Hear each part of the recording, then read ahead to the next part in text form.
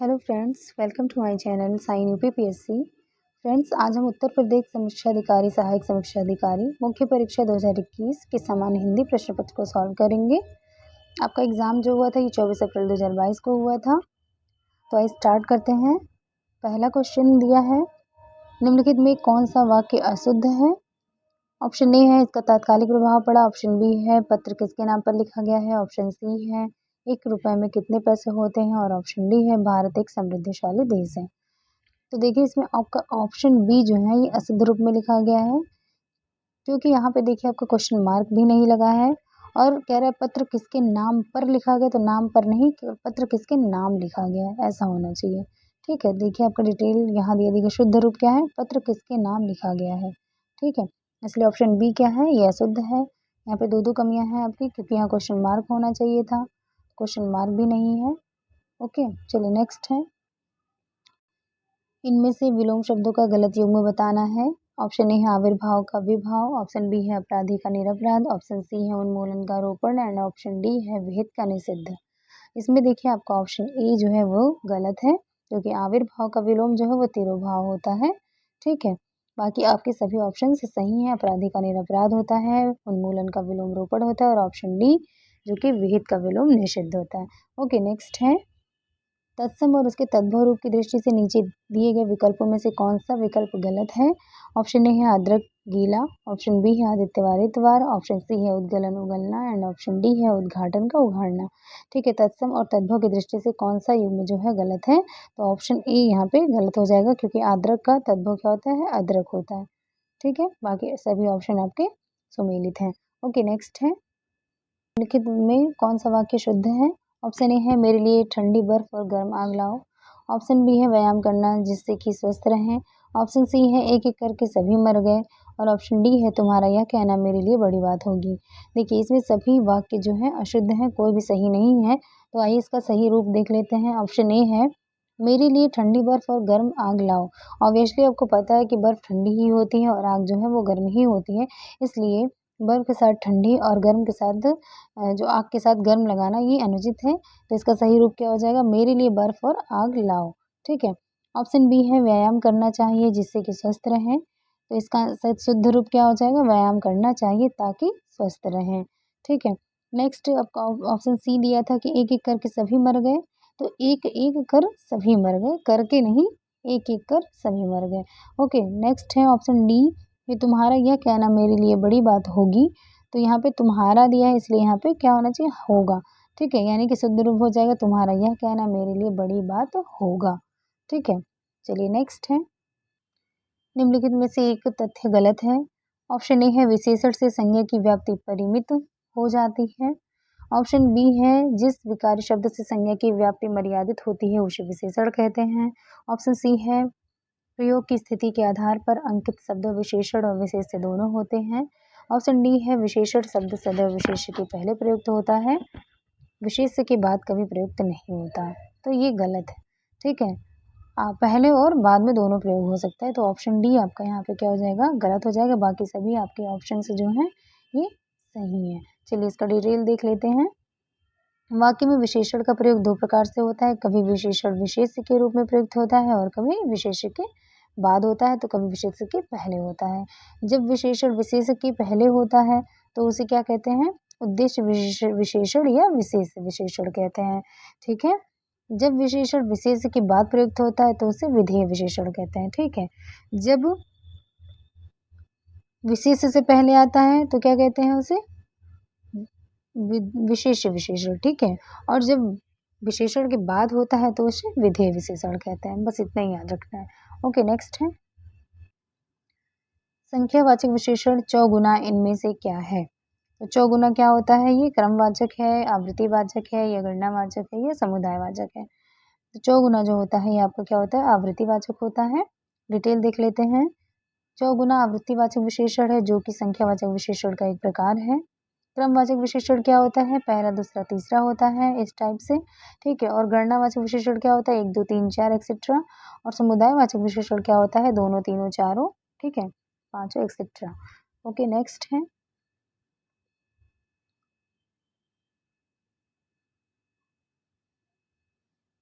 निम्नलिखित शब्दों में से कौन सा शब्द मूल रूप से विशेषण है? पतला, अर्थ, परिवार या परलोक। ठीक है, तो मूल रूप से विशेषण क्या है? पतला, क्योंकि पतला, मोटा, ठीक है, ये सभी क्या है आपकी विशेषण है जो कि विशेषता बताते हैं। तो देख लेते हैं इसका डिटेल। पतला शब्द गुणवाचक विशेषण है, ठीक है, अन्य सभी विशेष्य हैं, ठीक है, जिनके विशेषण निम्न है, यानी कि अर्थ एक विशेष्य है जिसका विशेषण क्या होता है? आर्थिक। परिवार एक विशेष्य है जिसका विशेषण पारिवारिक होता है। परलोक विशेष्य है जिसका विशेषण पारलौकिक होता है। ओके, नेक्स्ट है, इनमें से विशेषण शब्द नहीं है कौन सा? ऑप्शन ए है अकूत, ऑप्शन बी है अकड़, ऑप्शन सी है अचार, ऑप्शन डी है अचंड। तो विशेषण कौन सा इसमें नहीं है? ऑप्शन सी अचार जो है ये विशेषण नहीं है, ठीक है, क्योंकि अचार विशेषण ना होकर ये विशेष्य है और इसका विशेषण क्या हो जाएगा? अचारी। ओके, नेक्स्ट है, अनेक शब्दों के लिए एक शब्द के नीचे लिखे विकल्पों में से कौन सा विकल्प गलत है? ऑप्शन ए है जंगल की आग के लिए दावानल यूज होता है, तो ये तो सही है आपका। समुद्र की आग के लिए बड़वानल यूज होता है। पेट की आग के लिए शब्द क्या है? जठराग्नि। तो ये तीनों ही आपका सही है, ठीक है, ये तीनों सही है, लेकिन ऑप्शन इसमें आपका कौन सा गलत पूछ रहा है? तो आदि से अंत तक क्या होता है? अनंत। ये गलत है, क्योंकि आदि से अंत के लिए आद्योपांत शब्द का प्रयोग किया जाता है, आद्योपांत। ओके, नेक्स्ट है,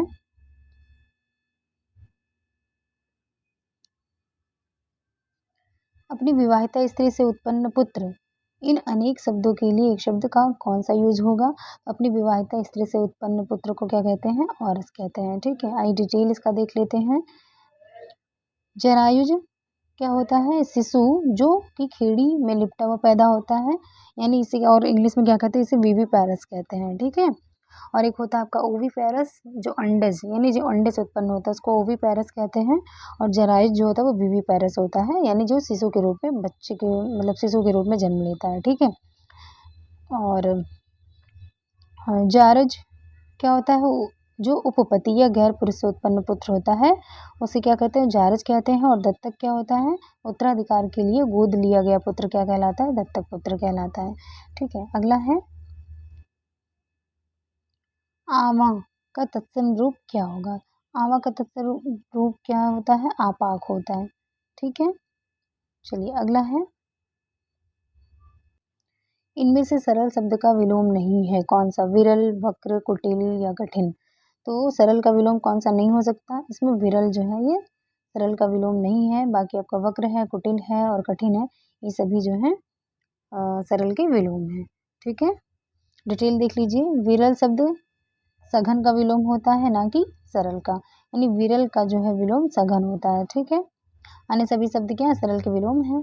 ओके, नेक्स्ट है, जो ज्ञात इतिहास से पहले का हो के लिए एक शब्द का कौन सा प्रयोग करते हैं? तो जो ज्ञात इतिहास से पहले का हो उसे क्या कहते हैं? प्रागैतिहासिक कहते हैं, ठीक है। डिटेल है इसका। वाक्यांश जो ज्ञात इतिहास से पहले का हो उसे प्रागैतिहासिक कहते हैं। और अनैतिहासिक क्या होता है? जो इतिहास से संबंधित ना हो उसे अनैतिहासिक कहते हैं। और ऐतिहासिक जो इतिहास से संबंधित हो। ओके, नेक्स्ट है, जो अचानक आंखों से ओझल हो गया हो, इन अनेक शब्दों के लिए एक शुद्ध शब्द कौन सा है? जो अचानक आंखों से ओझल हो गया उसे क्या कहते हैं? अंतर्ध्यान कहते हैं, ठीक है। अब देखिए अंतर्ध्यान जो है वर्तनी की दृष्टि से बहुत इंपॉर्टेंट है, ये वर्तनी में बहुत बार पूछता है, ठीक है। तो अंतर्ध्यान अक्सर लोग बोलते हैं, अंतर्ध्यान नहीं होता, ये क्या होता है? अंतर्धान होता है, ठीक है। इसको अच्छे से लिखने की प्रैक्टिस कर लीजिए, ठीक है, ये अंतर्ध्यान होता है। ओके, नेक्स्ट है, निम्नलिखित में विलोम शब्दों का सही युग्म कौन सा है? ऑप्शन ए है आग्रह विग्रह, ऑप्शन बी है गणतंत्र लोकतंत्र, ऑप्शन सी है हाकीड़ विकीड़ और ऑप्शन डी है थोक परचून। तो कह रहा है विलोम की दृष्टि से कौन सा युग्म सही है? तो ऑप्शन सी सही है आपका, आकीड़ का विकीर्ण होता है। और डिटेल देख लेते हैं। आग्रह का विलोम अनाग्रह होता है, गणतंत्र का विलोम राजतंत्र होता है, थोक का फुटकर होता है और अनुग्रह का विलोम विग्रह होता है। ओके, नेक्स्ट है, निम्नलिखित में से एक अशुद्ध वाक्य है कौन सा? पूज्यास्पद व्यक्ति का सम्मान करना चाहिए। ऑप्शन बी है दक्षिण भारत के लोग हिंदीतर भाषी हैं। ऑप्शन सी है सुरेखा ने गीत की 2-4 कड़ियां गाईं। और ऑप्शन डी है अब परीक्षा प्रणाली बदलनी चाहिए। तो देखिए इसमें कह रहा है कौन सा वाक्य अशुद्ध है, तो ऑप्शन ए जो है आपका पूज्यास्पद व्यक्ति का सम्मान करना चाहिए, ये आपका गलत है, ठीक है। ये इसका डिटेल देख लेते हैं। पूज्यास्पद व्यक्ति का सम्मान करना चाहिए में पूज्यास्पद शब्द की वर्तनी अशुद्ध है, इसका शुद्ध रूप क्या होगा? पूजास्पद। ठीक है, यानी पूजास्पद व्यक्ति का सम्मान करना चाहिए, ऐसा होना चाहिए। बाकी और सभी ऑप्शन जो हैं आपके, दक्षिण भारत के लोग हिंदी तरभाषी सही है। सुरेखा ने गीत की 2-4 कड़ियाँ गाई, ये भी सही है। ऑप्शन डी जो है आप अब परीक्षा प्रणाली बदलनी चाहिए, ये भी सही है। ओके, नेक्स्ट है उपत्यका का विलोम शब्द क्या होता है? उपत्यका का विलोम क्या होता है? आदित्य का होता है। ओके, नेक्स्ट है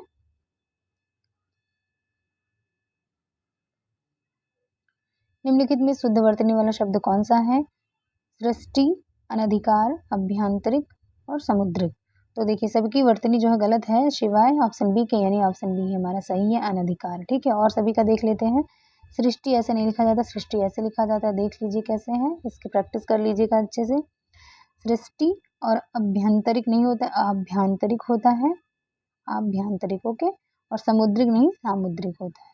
ओके, नेक्स्ट है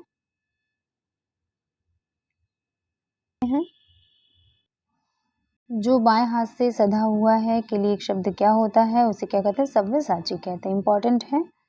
चलिए आगे देख लेते हैं। वामपंथी क्या होता है? साम्यवादी विचारधारा का व्यक्ति जो होता है उसे वामपंथी कहते हैं। अक्सर अपने करंट अफेयर्स वगैरह में सुनते रहते होंगे।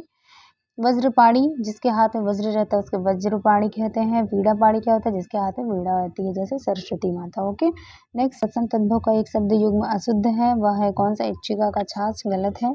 ईक का इक्खू ये भी गलत है। सी है उद्वर्तन का उबटन सही है, और डी है गोमे का गोबर। तो देखिए इसमें आपका ऑप्शन ए और बी दोनों ही गलत हो गए हैं। ठीक है, ये भी गलत है और ये भी। ठीक है, आइए इसका डिटेल देख लेते हैं। देखिए छाछ का तत्सम क्या छच्छिका होता है, ओके, ना कि इच्छिका। तथा ईख का तत्सम इच्छु होता है, ना कि इक्खू। इसलिए दोनों ही आपका ए और ऑप्शन बी दोनों ही गलत हो जाएंगे। नेक्स्ट है मसृण का विपरीतार्थक क्या होता है? यानी मसृण का विलोम क्या है? रुक्ष। ठीक है, डिटेल है और भी देख लेते हैं। सुकुमार का क्या होता है? कमाशुत होता है। ठीक है, सुकुमार का विलोम कमासुत होता है। चिक्कड़ का विलोम खुरदुरा होता है। नरम का विलोम कड़ा या कठोर होता है। ओके, नेक्स्ट है निम्नलिखित में से कौन सा तत्सम तद्भव युग्म गलत है? ऑप्शन ए है सुघट्ट का सुघड़, ऑप्शन बी है ज्ञातिगृह का नैहर, ऑप्शन सी है पर्णशाली का पंसारी, ऑप्शन डी है प्रतिवेशी का मवेशी। तो देखिए इसमें ऑप्शन डी है आपका गलत। ठीक है, क्योंकि प्रतिवेशी का मवेशी नहीं, प्रतिवेशी का पड़ोसी होता है। ओके, चलिए नेक्स्ट है मोक्ष पाने की इच्छा रखने वाला या मोक्ष पाने की इच्छा करने वाला के लिए एक शब्द का कौन कौन सा यूज होता है? तो तितीक्षा, तितीर्षु, तितीक्षु या मर्जीवा। तो कौन मोक्ष की इच्छा करने वाले के लिए क्या है? तितीर्षु। ओके, आइए डिटेल देख लेते हैं इसका। तितीक्षा क्या होता है? सर्दी गर्मी दुख आदि सहन करने की शक्ति क्या होती है? तितीक्षा। और तितीक्षु क्या होता है? जिसमें सहनशीलता हो उसे तितीक्षु कहते हैं। और मर्जीवा क्या होता है? मरकर जीने वाले को मर्जीवा कहते हैं। ओके, नेक्स्ट है अशुद्ध वर्तनी वाला शब्द कौन सा है? उंगली, बांस, पांचवा, दांत।